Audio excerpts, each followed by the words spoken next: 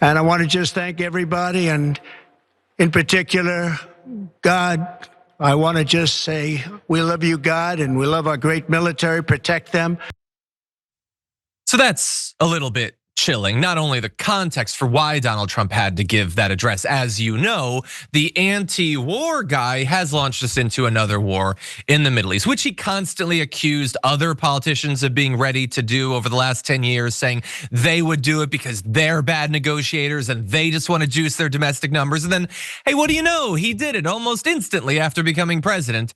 But it isn't just that, it's the God stuff that he's suddenly throwing in there. This guy who definitely does not believe in God.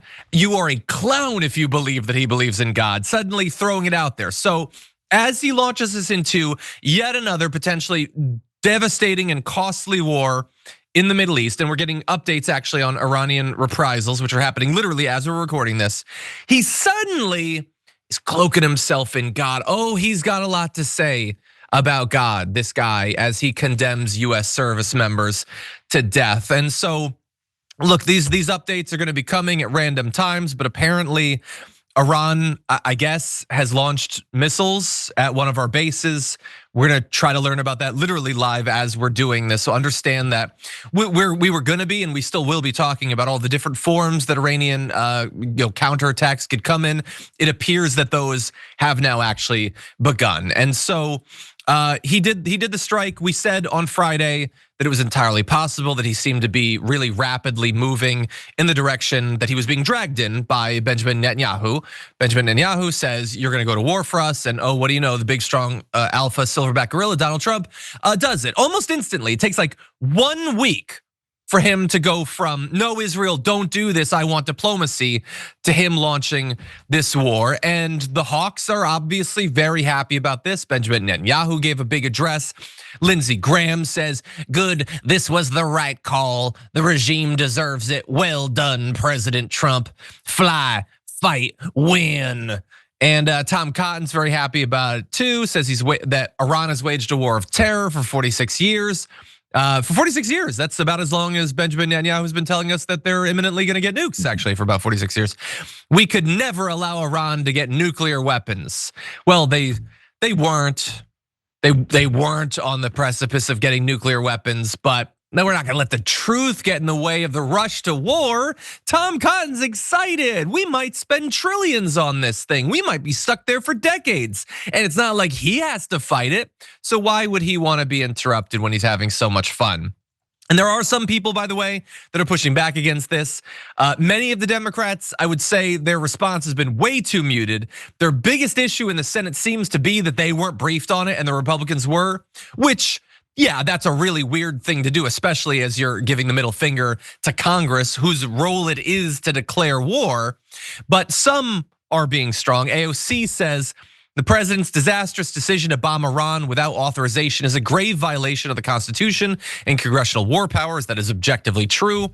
He has impulsively risked launching a war that may ensnare us for generations. It is absolutely and clearly grounds for impeachment. If we had a Senate, a House, a Republican Party with something, like a vestigial spine even, yes, it would, probably not in this case. Rokan also points out there was no authorization of Congress. We need to immediately return to DC and vote on Thomas Massie and my war powers resolution to prevent America from being dragged into another endless Middle East war. But there's just not nearly enough people on that side to actually make that happen, JR. So the war hawks have once again got what they wanted. It's just American politics playing itself out cyclically, repeatedly, again, over and over. So Donald Trump stood up there in front of that podium and did the whole thing. We're going to war. I'm sorry. We're tactically shooting these missiles, these bunker busters at all of these facilities that have absolutely taken everything out. Believe me, trust me, because everything I say is true. Can we run up just a picture of him doing that again? Because there's something particular about the way he was standing there. And as in politics goes, they make sure things look a certain way. So the rest of these three goons behind him are there for a reason. Donald Trump stands in front of podiums and talks and answers questions and has media figures ask him so he can berate them and ask them where they're from all the time. Look at him hunched over. Look at him old and sad and a little bit scared. So he has to bring out his three goons to be like, they support me too, you guys. They were a part of this. It was them. I want you guys to always make sure you understand and see these images. Politics is a bunch of actors. Yo, I'm from LA. I know how Hollywood works. They're actors. They're standing in front of this place. They want things to look a certain way. There's reasons why they're standing in the positions that they're standing in, having the looks on their faces that they do, that they try to hide at times. All these guys are figureheads sitting there waiting to carry out these missions and these things that are dictated by other folks as we're seeing right in front of us, but they have to make it look a certain way. So when he went with thank God, I just want to say God, he doesn't know what the F he's doing. He thinks he does when he makes his decisions at the last second, like he says he does. But when he comes out and has these words, and it's supposed to be evoking this kind of confidence in his ability to do what he's doing, it doesn't do any of that. Yeah. So he has his boys behind him to try and help him out because he's chicken stuff. Yeah, that's a good cover right there. And look, one small reason why he might be scared is maybe he's worried about counterstrikes directly against him. I mean, I think that targeting the leader of a country in a military engagement is unacceptable, but Trump doesn't.